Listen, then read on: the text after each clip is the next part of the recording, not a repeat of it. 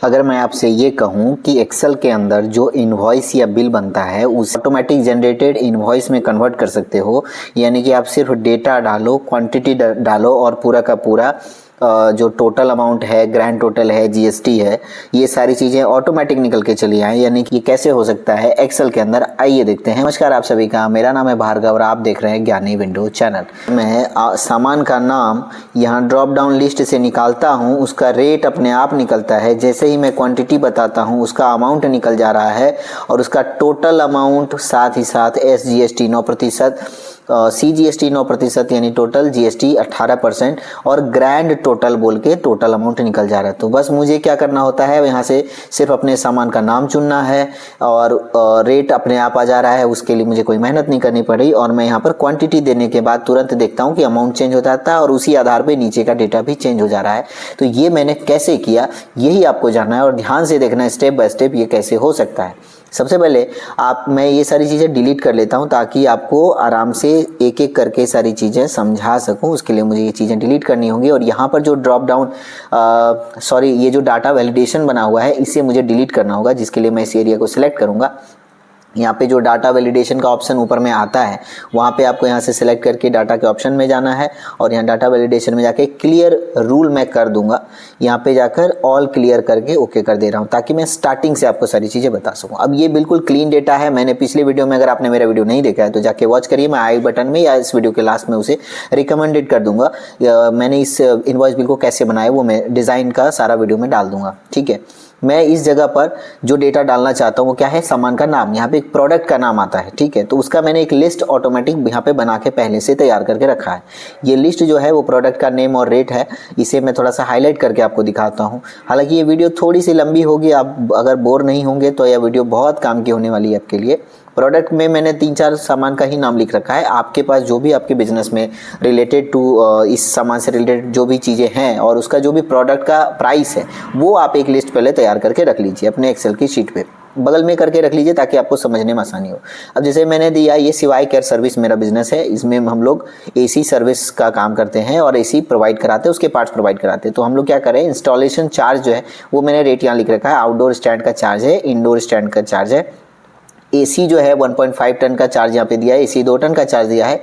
Insulation tape और कुछ और भी ऐसी चीज़ें हैं 15-20 जो इसमें एडेड है। मैं बस फिलहाल के लिए 4-5 चीज़ें ही ऐड कर रहा हूँ।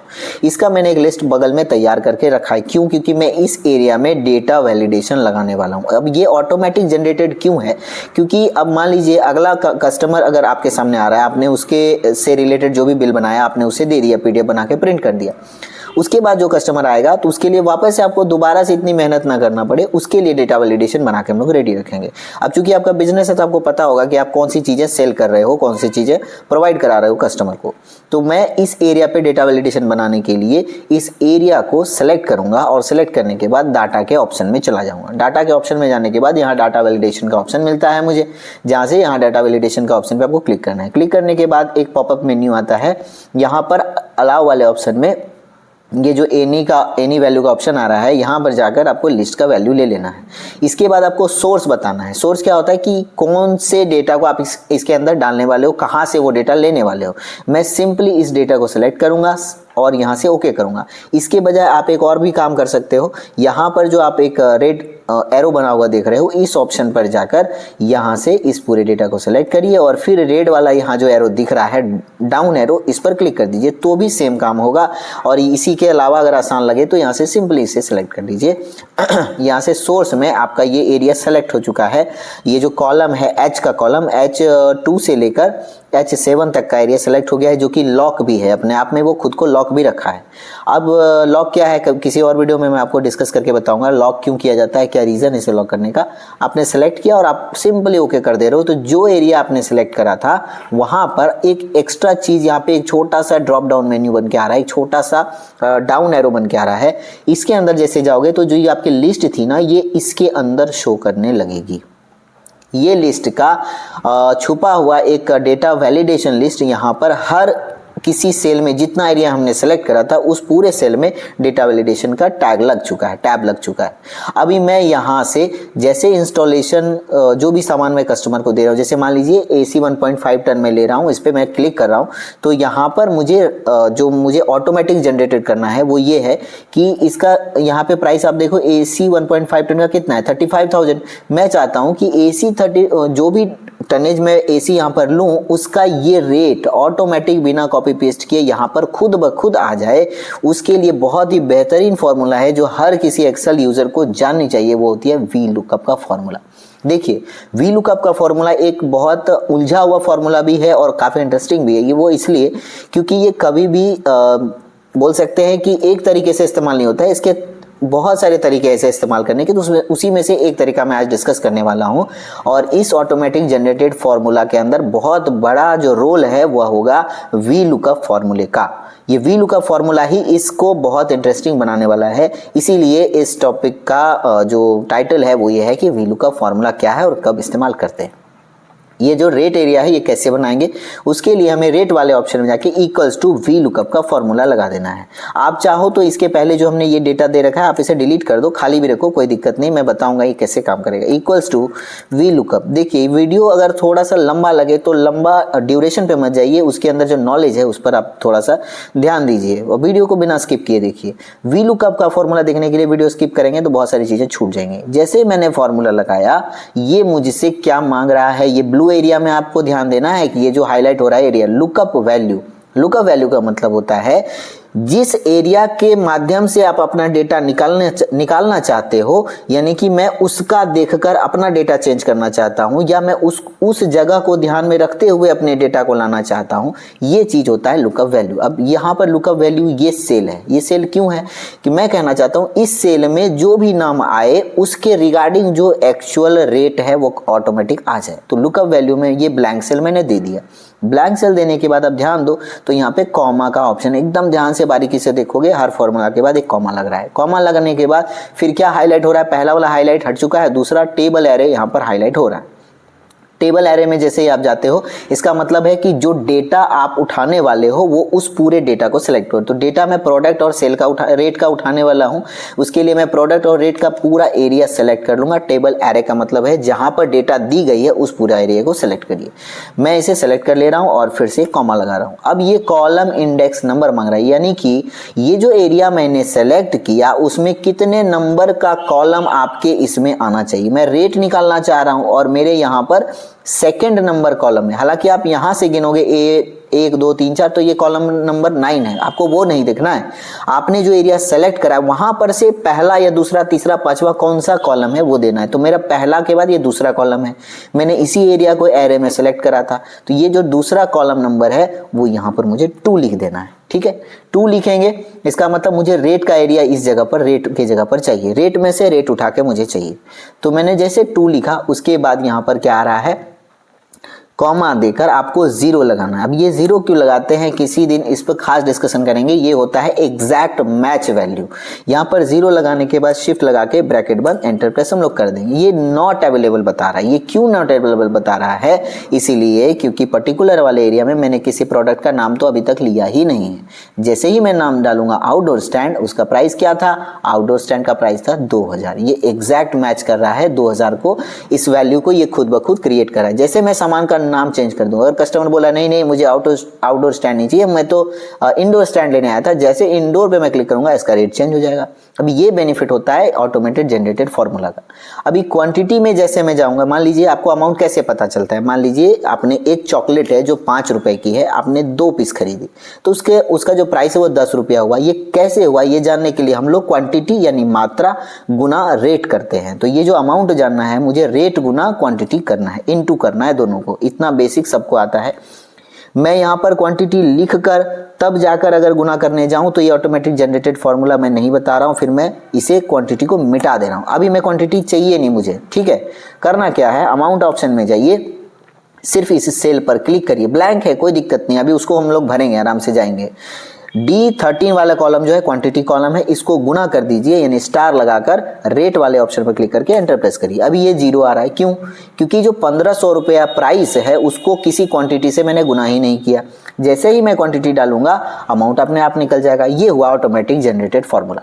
अभी यही चीज जो भी मैंने डेटा वैलिडेशन, आप देख रहे हो कि मैंने हर किसी पर डेटा वैलिडेशन लगाया, उसी तरह ये जो वी लुकअप मैंने लगाया ये मैं सारे सेल पे लगाना चाहता हूं, ताकि मैं और भी जो सामान लूंगा उस पर भी, जैसे मैं यहाँ पर अगर सामान का नाम लूं तो यहाँ पे इसका रेट नहीं आ रहा। क्यों? क्योंकि फॉर्मूला सिर्फ यहीं पर लगा हुआ था।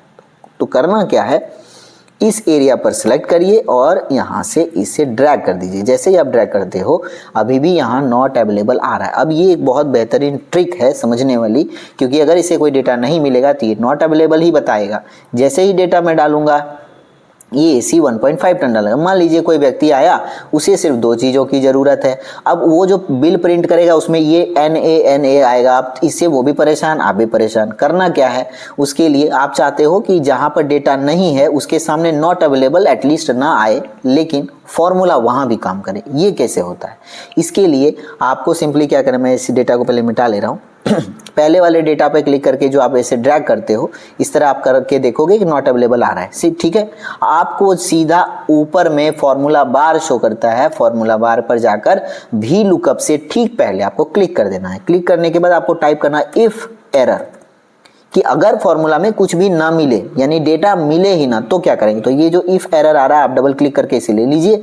इफ एरर लगाने के तुरंत बाद जो भी आपका फॉर्मूला जहां पर खत्म हो रहा था वी लुकअप का, ब्रैकेट बंद जो आपने किया था, उसके ठीक बाद आपको एक कॉमा लगाना है और डबल इन्वर्टेड कॉमा को 2 बार प्रेस करना है।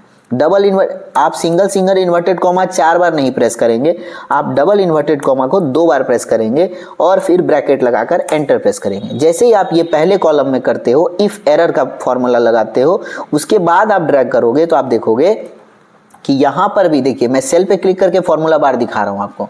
जहाँ पर फॉर्मूला लगेगा वहाँ पर फॉर्मूला बार में शो करेगा। अब ये सेल जैसे मैं क्लिक कर रहा हूँ, यहाँ पे इफ एरर लगाकर मैंने भी लुकअप लगाया, इसलिए नॉट अवेलेबल तो हट गया, लेकिन फॉर्मूला अभी भी लगा हुआ है। कैसे पता चलेगा, मैं यहाँ पर गया, यहाँ से मैं कोई सामान का नाम ले लेता हूँ। देखिए ये प्राइस इंसुलेशन टेप का कितना था, 200, ये 200 शो कर रहा है, यानी कि फॉर्मूला लग चुका है, लेकिन वहाँ पर नॉट अवेलेबल यानी एरर नहीं आ रहा है। यही काम करना है आपको। ये जो मैंने इनटू करा है क्वांटिटी गुना रेट, यहाँ पर भी आपको यही करना है। यहाँ पर जाकर आप इसे ड्रैग करोगे लास्ट कॉलम तक, देखोगे कुछ ऐसे वैल्यू आ रहा है यानी एरर वैल्यू आ रहा है। आप सिंपली यहाँ पे जाओगे और क्या टाइप करोगे, क्या टाइप करना है आपको दिमाग लगाना है, यहाँ इफ एरर का फॉर्मूला लगेगा, इफ एरर। जैसे ही इफ एरर लगाओगे लास्ट में जाकर कॉमा लगाइए, डबल इन्वर्टेड कॉमा 2 बार, ब्रैकेट बंद और एंटर। अभी इसे ड्रैग करके पूरे पर लगाना जरूरी है। क्यों जरूरी है, ताकि वो फॉर्मूला सारे सेल पर लागू हो जाए। अब ये 0 हो गया, 0 क्यों, क्योंकि क्वांटिटी मैंने नहीं दिया। ये रहा क्वांटिटी और ये हो गया प्राइस। किस तरह से ऑटोमेटिक जनरेटेड। अभी भी ये कुछ बाकी है, यानी कि थोड़ा सा बचा हुआ है। कैसे, अभी ये टोटल जनरेट नहीं कर रहा है, यानी कि जो भी अमाउंट में ऊपर सामान जोड़े जा रहा हूँ, क्वांटिटी दिए जा रहा हूँ, अमाउंट बन रहा है, लेकिन टोटल नहीं बन रहा। कैसे नहीं बन रहा, मैं इक्वल्स टू लगाकर यहाँ सम का फॉर्मूला लगाकर इस पूरे एरिया को सिलेक्ट करूंगा, यानी कि इस एरिया में जो भी नंबर आएगा वो उसे ऐड ऑन करते चला जाएगा। यदि नंबर मिटेंगे तो माइनस करेगा, यदि नंबर ऐड होगा तो ये टोटल में ऐड कर देगा। ब्रैकेट को बंद करके एंटर लगा देना है। सम का फॉर्मूला आप सभी को आता होगा, नहीं आता है तो आप मेरे वीडियो के लिस्ट में जाइए और आप मेरे प्ले लिस्ट में जाकर देखिए। एक्सेल से रिलेटेड सारे वीडियो में आप जाके सर्च करेंगे, आपको सम का टोटल बेसिक से 0 से लेके बेसिक तक का सारा चीज मिल जाएगा। अब यहाँ पे मैंने क्या किया, सम का फॉर्मूला आप देखिए यहाँ पे कैसे लगाया। जैसे ही मैं यहाँ किसी कारण से क्वांटिटी को कम करता हूँ, 4 क्वांटिटी 1500 रुपया रेट, तो पैसे हो रहे हैं 6000। जैसे ही मैं क्वांटिटी को 3 करता हूँ, ये अमाउंट चेंज होगा, इसी आधार पे टोटल भी चेंज हो जाएगा। ये होता है ऑटोमेशन। अब मैं GST वाले कॉलम में भी आगे एक ऑटोमेटिक जनरेटेड फॉर्मूला बना देता हूँ। टोटल अमाउंट को गुना करना है 9% से, एंटर प्रेस करना है। अभी तो इसके पास डेटा है, ये निकाल दे रहा है। यही काम करना है इक्वल्स टू आपको CGST के साथ भी। ये भी 9% यानी 18% को 2 भागों में बांटा गया है, आधा भाग सेंट्रल को, आधा बस स्टेट को। अब यहाँ गुना 9% में कर दूंगा, एंटर प्रेस करूंगा। ये भी अभी डेटा मौजूद है, इसीलिए यदि डेटा मिट जाए तो, यदि डेटा अवेलेबल ही ना हो तो, यदि मैं क्वांटिटी ही मिटा दूं तो क्या होगा मैं दिखाता हूँ। अभी ग्रैंड टोटल के लिए क्या करना है, मुझे टोटल जोड़ जीएसटी एसजीएसटी जोड़ सीजीएसटी करना है। यानी कि मैं फिर से सम का फॉर्मूला यानी जोड़ का फॉर्मूला लगाकर इन तीनों को सिलेक्ट कर लूंगा, ब्रैकेट को बंद करके एंटर करना है, ये डेटा निकल कर रेडी है। यही होता है ऑटोमेटिक जनरेशन में। बार बार ध्यान दे रहा हूँ, वी लुकअप कितना बेहतरीन चीज़ है, आप ध्यान देंगे। अब मैं यहाँ पर कोई चीज़ ऐड कर देता हूँ, ठीक है, मैं यहाँ से ऐड कर देता हूँ AC टू टन जैसे आया, प्राइस ऐड हो गया, लेकिन अमाउंट 0 है क्योंकि क्वांटिटी नहीं डाली गई। मैंने क्वांटिटी डाली 1, अब ये अमाउंट बढ़ के इतना हो गया, टोटल भी चेंज हो गया 45,300। इसी आधार पे इसका जीएसटी भी बदल गया, इसी आधार पे ग्रैंड टोटल भी अमाउंट चेंज हो चुका है। कितनी बड़ी बात है, अगर आप इस तरह का जनरेट करने के लिए सीख जाओ तो कितना सारा आप समय बचा सकते हो। अब मैं क्वांटिटी में थोड़ा हेर फेर करने वाला हूँ, मैं क्वांटिटी 3 को 1 में कन्वर्ट करने वाला हूँ।